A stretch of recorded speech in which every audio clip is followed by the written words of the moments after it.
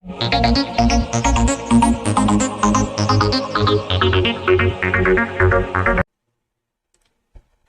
कार्तिक कश्यप स्वागत करता हूं आपका अपने चैनल वाईटी प्रेप पे। तो पिछले क्लास में हम देखे थे कि बकल कैविटी में कौन सा एंजाइम प्रेजेंट होता है और क्या डाइजेशन वो करता है और कितना परसेंट डाइजेशन वो हमारी बकल कैविटी में करता है, मींस मुखा गुहा में या मूरक गुहिका में। तो पहले हम एक मिनट रिवाइज कर लेते हैं उसका कौन सा एंजाइम था और क्या डाइजेस्ट करता था बकल कैविटी का। तो बकल कैविटी का में कौन सा एंजाइम था? टाइलिन था, जो कि डाइजेस्ट करता था कार्बोहाइड्रेट को। तो कार्बोहाइड्रेट को हिंदी में क्या बोलेंगे? शर्करा बोलते हैं। मीन्स शर्करा का पाचन ये करता था अप्रॉक्स 35% ऑफ 100%। मीन्स 100% का ये 35% ये अपने मतलब बकल कैविटी में ही पचा लेता था, मीन्स मुखा गुहा में पचाता था। तो ये था। और टाइलिन का दूसरा नाम जो था वो सैलिवरी अमाइलेज था। Salivary amylase. तो सैलिवरी अमाइलेज क्या करता है? तो सैलिवरी अमाइलेज, इसी का नाम दूसरा सैलिवरी अमाइलेज है। तो जो इसका काम होगा वही काम इसका भी होगा। मीन्स ये भी कार्बोहाइड्रेट को पचाएगा अप्रॉक्स 35%। और ये प्रेजेंट कहां होता है? ये सैलिवा में प्रेजेंट होता है, मींस लार में प्रेजेंट होता है। और लार कहां से सेक्रेट होता है? तो लार हमारे सेक्रेट होता है सैलिवरी ग्लैंड से, मींस लार ग्रंथि से। तो आज हम उस टॉपिक को आगे बढ़ाते हैं, क्योंकि बकल कैविटी हमारा कंप्लीट हो चुका है। तो बकल कैविटी के आगे क्या होता है? ईसोफेगस होता है। ईसोफेगस में हमारा कोई डाइजेशन होता नहीं है। ईसोफेगस बस काम करता है बकल कैविटी से खाने को स्मॉल इंटेस्टाइन या फिर स्टोमक तक पहुंचाने में। पहले स्टोमक आता है तो स्टोमक तक फूड पाइप हमारा पहुंचा देता है, और उसके बाद फिर स्टोमक से हमारा स्मॉल इंटेस्टाइन में आता है, फिर लार्ज इंटेस्टाइन में आता है। तो सबसे पहले हम देखेंगे कुछ स्टोमक का कुछ फैक्ट्स।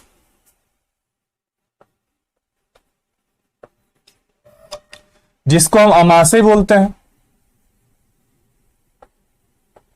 या फिर पेट भी बोल सकते हैं। तो बच्चों, आप सबका एग्जाम का अनाउंसमेंट हो चुका है डेट का।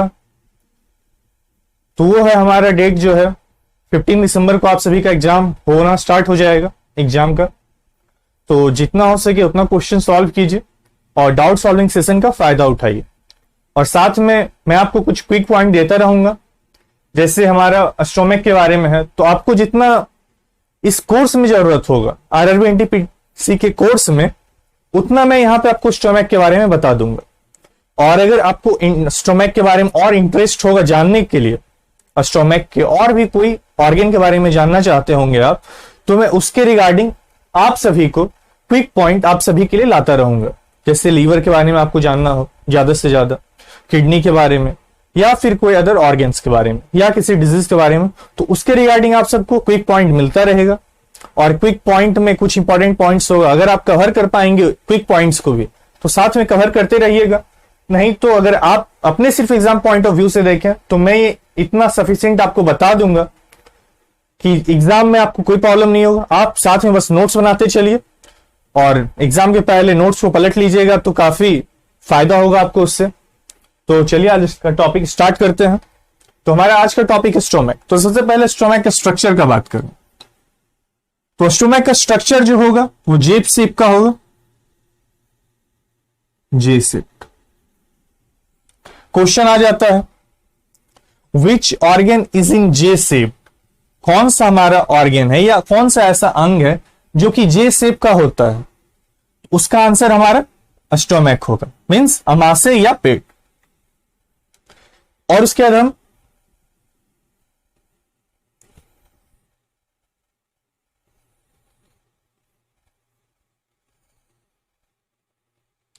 ये हमारा स्टोमक है।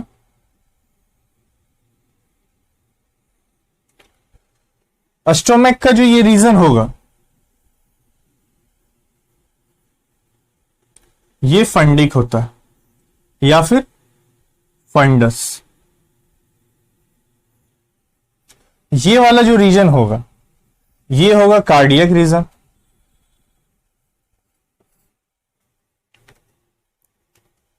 ये पूरा जो रीजन है ये हमारा बॉडी है, और ये जो रीजन होगा ये पाइलोरिक होगा। तो स्टोमक सबसे पहले 3 पार्ट में मेनली बटा हुआ है। तो सबसे पहला रीजन जो होगा वो फंडिक और फंडस रीजन होगा।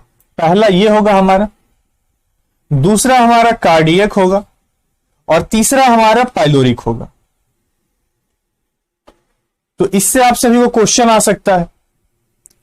एक इंपॉर्टेंट क्वेश्चन इससे आया है 2018 के एग्जाम में, एनटीपीसी के या टेक्नीशियन का एग्जाम था, उसमें क्वेश्चन आया था कि सबसे पहले जब हम सब खाना खाते हैं या जब खाना बकल कैविटी से होकर जब फूड पाइप उस खाने को लेकर आता है तो स्टोमक के कौन से पार्ट में खाना सबसे पहले आता है। ये हमारा फूड पाइप का पार्ट है। तो खाना सबसे पहले आप कौन से पार्ट में आ रहा है। बहुत बच्चे समझ लेते हैं फंडस स्टोमक का सबसे पहला पार्ट है तो खाना उसमें आएगा। बिल्कुल नहीं, जहां पे ईसोफेगस का एंड होता है वहां पे कार्डियक रीजन होता है। तो सबसे पहले खाना जो होगा हमारा इंटर करेगा कार्डियक रीजन। तो ये आप देख लिया। अब चलिए एंजाइम देख लेते हैं। तो सबसे पहले हम बात कर चुके थे एंजाइम में।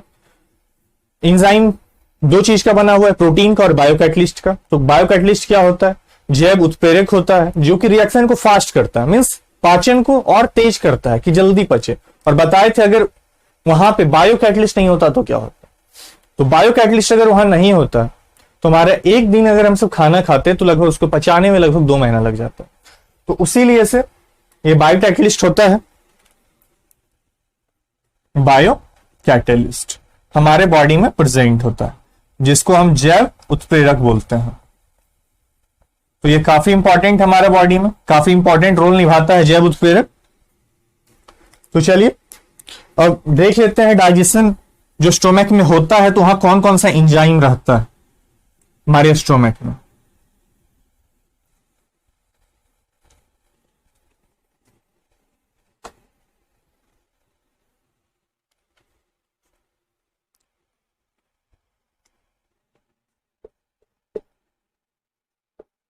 Stomach enzyme. तो सबसे पहले जो हमारा एंजाइम होगा स्टोमक में, ये जो पहला 3 एंजाइम होगा ये एक दूसरे पे मतलब निर्भर करता है, एक दूसरे पे डिपेंडेंट होता है। तो उसमें सबसे पहला एंजाइम जो होगा म्यूकस होगा, दूसरा जो होगा HCl होगा, तीसरा जो होगा ये पेप्सिन होगा। म्यूकस, HCl और पेप्सिन। मैं कल भी पिछले क्लास में बताया था बच्चों कि एंजाइम्स का नेम हिंदी में नहीं रहता है, इसलिए आप इस लैंग्वेज में लिखें या इसी को फिर ट्रांसलेट कर लिए सिर्फ हिंदी में। पेप्सिन को पेप्सिन लिख लीजिए, HCl को हाइड्रोक्लोरिक अम्ल बोल सकते हैं, हाइड्रोक्लोरिक एसिड, और म्यूकस म्यूकस ही होगा, हाइड्रोक्लोरिक एसिड या अम्ल।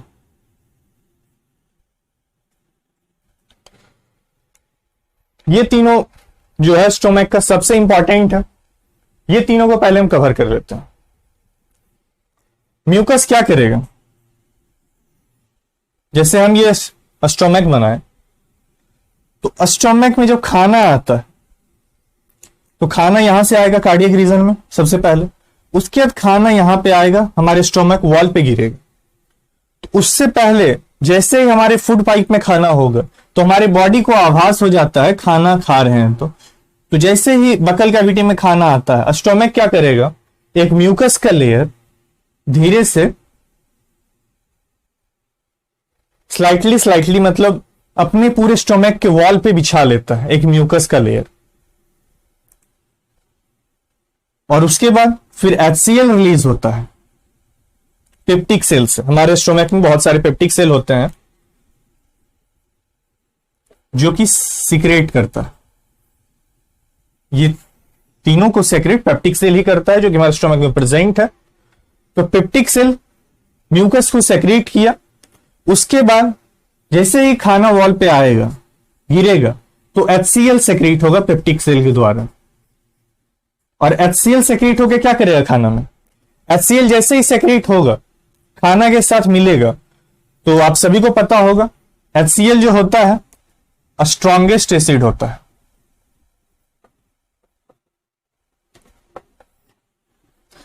मतलब स्ट्रॉन्गेस्ट एसिड बात कर लें तो अगर हाथ के इस पाल्म में अगर रख लेते हैं एसिड, थोड़ा सा डाइल्यूटेड ना हो, अगर ओरिजिनल फॉर्म में हम रख लेते हैं उसको तो हाथ में छेद कर देगा, इतना स्ट्रांग होता है। तो सोचिए हमारे पेट में कैसे निकलता है, हमारे पेट मतलब हमारा बॉडी कैसे फॉर्म करता है,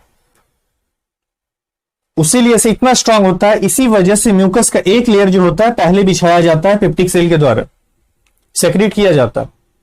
उसके बाद फिर HCl खाना के साथ मिलता है और खाना को गलाता है, मींस पेस्ट बनाने में कन्वर्ट करता है। एक तो ऑलरेडी हमारा बकल कैविटी उसको पेस्ट में कन्वर्ट कर चुका है, मान लेते हैं और थोड़ा थोड़ा बड़ा टुकड़ा रह गया। कोई इंसान होता है बहुत फास्ट खाता है तो बड़ा टुकड़ा छूट जाता है, मतलब चावल को थोड़ा सा चबाया एक बार में और उसके बाद निगल लिया तो स्टोमक में बड़ा बड़ा टुकड़ा ही रह गया, या कभी कच्चा खाना रह गया तो कैसे गलेगा। तो HCl साथ में मिलेगा और उसको पेस्ट बनाएगा, लिक्विडिटी और वहां पे बनेगा। और साथ में अगर हम सब खाना खाते हैं, मान लेते हैं थोड़ा सा भी डस्ट आ गया, तो अगर डस्ट आए तो वहां माइक्रो ऑर्गेनिज्म होगा डस्ट में, जीवाणु होगा, विषाणु होगा, वायरसेस हो सकता है, बैक्टीरिया हो सकता है डस्ट में। तो हम सब जब खाए तो वो भी हमारे बॉडी के अंदर गया। तो आप सभी को पता है अगर हमारे बॉडी में कोई एक्सटर्नल फॉरेन मटेरियल, बाहरी पदार्थ अगर कुछ अंदर चला जाए तो क्या होगा, तबीयत खराब हो सकता है, फीवर आ सकता है, बुखार हो सकता है, कोई डिजीज काउट हो सकता है, कोई बीमारी हो सकता है। इसीलिए से खाने के साथ HCl जो होता है मिलता है और फिर उसको स्टेरलाइज करता है, मींस वहां पे बैक्टीरिया वायरसेस से HCl लड़ता है और मार देता है। क्योंकि स्ट्रांग इतना होता है HCl कि हमारे हाथ को गला सकता है, तो विषाणु, जीवाणु, बैक्टीरिया, वायरस क्या चीज है उसको भी गला देता है और खाने को सुरक्षित करता है कि हमारे बॉडी में कोई इंफेक्शन ना हो। तो HCl का फंक्शन और हो गया, समझ में आ गया होगा। अब पेप्सिन क्या है? पेप्सिन एक एंजाइम है जो कि प्रोटीन को तोड़ करके पेप्टोन्स में बदलता है। पेप्सिन जो है प्रोटीन को तोड़ करके पेप्टोन्स में बदलता है। प्रोटीन हमारे बॉडी में दो ही जगह डाइजेस्ट होता है, एक होगा आपका स्मॉल इंटेस्टाइन में और एक होगा हमारे स्टोमक में। स्टोमक में पेप्सिन जो है एक एंजाइम है जो कि प्रोटीन को तोड़ेगा और पेप्टोन में कन्वर्ट करेगा। और ये रिलीज कहां से होगा? तो पेप्सिन भी रिलीज पेप्टिक सेल के द्वारा ही होगा, बट ये रिलीज तब होगा जब पेप्टिक सेल HCl को रिलीज करेगा और पूरे स्टोमक में जब फैल जाएगा, जब स्टोमक का मीडियम एसिडिक हो जाएगा। जब हमारा स्टोमक का मीडियम एसिडिक होगा तब ये पेप्सिन रिलीज होगा। मैं आपको जब स्मॉल इंटेस्टाइन बताऊंगा तो वहां पे एक इंपॉर्टेंट क्वेश्चन है कि एक ट्रिप्सिन नाम का एंजाइम है जो कि पैनक्रिएटिक जूस से रिलीज होता है, और एक ट्रिप्सिन है, दोनों का काम प्रोटीन को तोड़ना ही है। प्रोटीन को वो पेप्टोन्स में कन्वर्ट करता है और ये प्रोटीन को पेप्टोन्स में करता है और वो प्रोटीन को पेप्टाइक एसिड में कन्वर्ट करता है। ठीक है, पेप्सिन और ट्रिप्सिन,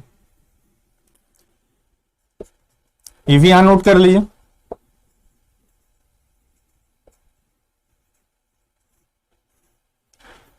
प्रोटीन, पेप्सिन क्या किया? प्रोटीन को तोड़ा और पेप्टोन्स में कन्वर्ट किया, और ट्रिप्सिन क्या है? प्रोटीन को तोड़ा और पेप्टाइड में कन्वर्ट किया। यही फर्क है दोनों में हो जाता है। और एक अंतर हो जाता है, ये सबसे बेसिक पार्ट में तोड़ता है, ये सेकंड मतलब सेकंड पोजीशन में तोड़ता है। इसका सबसे लास्ट क्या होगा? फर्स्ट ब्रेक यहां होगा, सेकंड ये होगा और थर्ड एमिनो एसिड होगा। तो ये उसके नेक्स्ट फॉर्म में ब्रेक करता है और उसके बाद फिर एमिनो एसिड होगा। तो प्रोटीन का ही ब्रेक हो रहा है, बस एक अंतर होगा, ये एसिडिक मीडियम में करेगा, अभी जस्ट बात किया, और ट्रिप्सिन बेसिक मीडियम में करेगा, एसिड और बेस। पेप्सिन एसिड में टूटता है और ट्रिप्सिन बेसिक में टूटता है, बस यही अंतर है दोनों का। आप इसमें लिख लीजिए, नोट डाउन कर लीजिए साथ में। HCl जो है सबसे पहले खाने को सुरक्षित करता है, स्टेरलाइज करता है, जीवाणु विषाणु को साथ में मारता है और पेस्ट में कन्वर्ट करता है।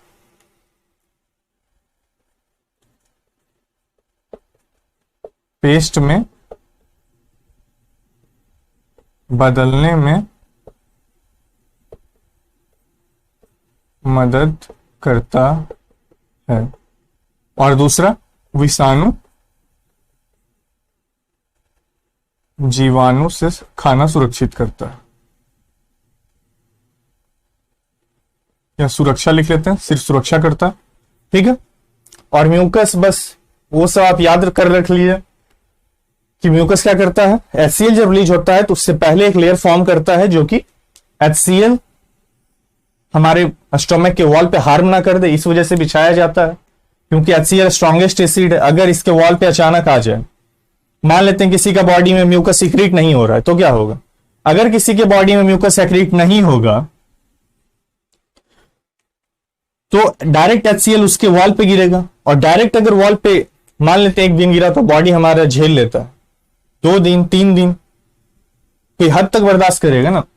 हम ही सबके बॉडी पे होने लगे तो क्या होगा? बॉडी जलना शुरू हो जाएगा। तो वही हाल यहां पे होता है। यहां पे जो है वॉल में होल करना शुरू करता है, जो कि आप घर में या परिवार में कहीं नाम सुने होंगे, अल्सर हो जाता है पेट में। तो ये अल्सर इसी वजह से होता है। किसी का म्यूकस जब सेक्रेट नहीं कर पाता है उसका स्टोमक, पेप्टिक सेल, तो फिर HCl डायरेक्ट उसके वॉल पे आता है और उसके वॉल को डैमेज करना शुरू करता है। तो ये काफी इंपॉर्टेंट है। तो आज हमारा स्टोमक खत्म होता है।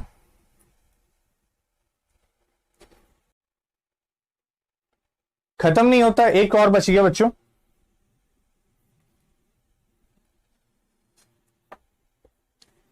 रेनिन।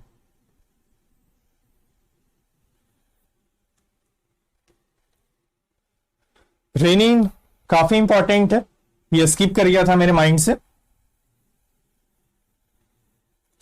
और बच्चों जितना हो सके उतना क्वेश्चन आप सॉल्व कीजिए, जितना आप सॉल्व कीजिएगा उतना ज्यादा बेटर होगा।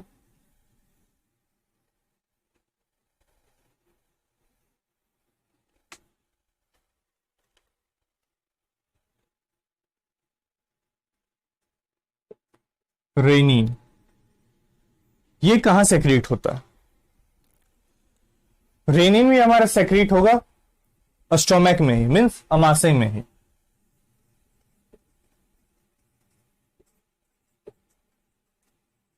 अमाशय में या पेट में। तो रेनिन करता क्या है? जैसे पेप्सिन एक एंजाइम था, वैसे ही रेनिन एक एंजाइम है। रेनिन क्या है? एक एंजाइम है जो कि मिल्क को डाइजेस्ट करने में हेल्प करता है। इसका काम क्या होता है? मिल्क का डाइजेशन। तो कैसे डाइजेशन करेगा? मिल्क में एक प्रोटीन प्रेजेंट है, केजीन। मिल्क में कौन सा प्रोटीन प्रेजेंट है? केजीन नाम का प्रोटीन प्रेजेंट है, जो कि पनीर बनाने में भी हेल्प होता है। पनीर बनाने में तो मिल्क में प्रोटीन प्रेजेंट है कौन सा? केजीन। तो रेनिन क्या करेगा? केजीन को तोड़ेगा और फॉर्म करेगा, बनाएगा पारा केजीनेट। किस फॉर्म में ब्रेक करता है? पारा केजीनेट में। तो ये क्या है? दही बनाने में हेल्प करता है, कर्ड फॉर्मेशन। दही बनाने में। तो एक ये काफी इंपॉर्टेंट एंजाइम है। मिल्क का डाइजेशन कौन करने में मदद करता है? तो रेनिन करता है। रेनिन क्या करता है? एंजाइम ब्रेक करता है मिल्क के प्रोटीन को, केजीन को, पारा केजीनेट में। तब जाके ये हमारा फाइनल प्रोडक्ट है, लास्ट प्रोडक्ट है, तब हमारे बॉडी में जाके मिल्क डाइजेस्ट होता है। आप बच्चों को देखे होंगे, जब बहुत छोटा बच्चा होता है जो लुढ़कता है, घुड़कता है, तो वो क्या करता है? हम उसको दूध पिलाते हैं घर में, अगर दूध पीता है, वो ज्यादा दूध पीता है उस समय में, तो क्या होता है? उसके मुंह से या फिर जब वो उल्टी करता है तो सिर्फ दही टाइप का, मतलब लगता है कि उल्टी भी किया है तो उसमें भी लगता है दही निकल रहा है। वो इसी कारण से, क्योंकि उसके स्टोमक में सिर्फ उसी का डाइजेशन हुआ।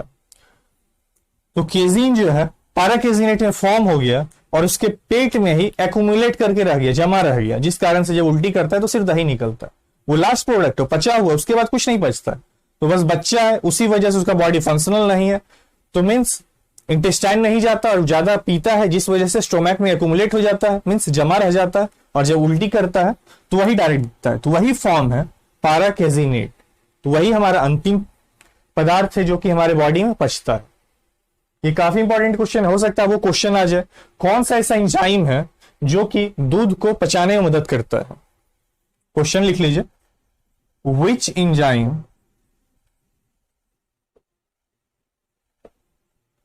Helps in digestion of milk. तो इसका आंसर आपका होगा रेनिन। कौन ऐसा एंजाइम है जो कि हमको दूध को पचाने में मदद करता है? तो आंसर क्या होगा? रेनिन, दूध को पचाने में रेनिन हो गया। तो बच्चों जितना हो सके आप उतना नोट्स बनाइए और क्वेश्चन सॉल्व कीजिए, क्योंकि पता है इंडिया का पहला ऐसा प्लेटफॉर्म है जो कि डाउट सॉल्विंग सेशन लेके उसका भरपूर फायदा उठाइए, क्योंकि 15 दिसंबर से आप सभी का एग्जाम है। तो जितना हो सके उतना शेयर कीजिए, लाइक कीजिए, सब्सक्राइब कीजिए, और जो भी तक सब्सक्राइब ना किए हो वो पहले सब्सक्राइब कीजिए और फिर लाइक कीजिए और अधिक से अधिक शेयर कीजिए। तो आज के लिए यहीं तक रहने देते हैं, कल हमारा इंटेस्टाइन का एंजाइम्स को देखेंगे। तो धन्यवाद।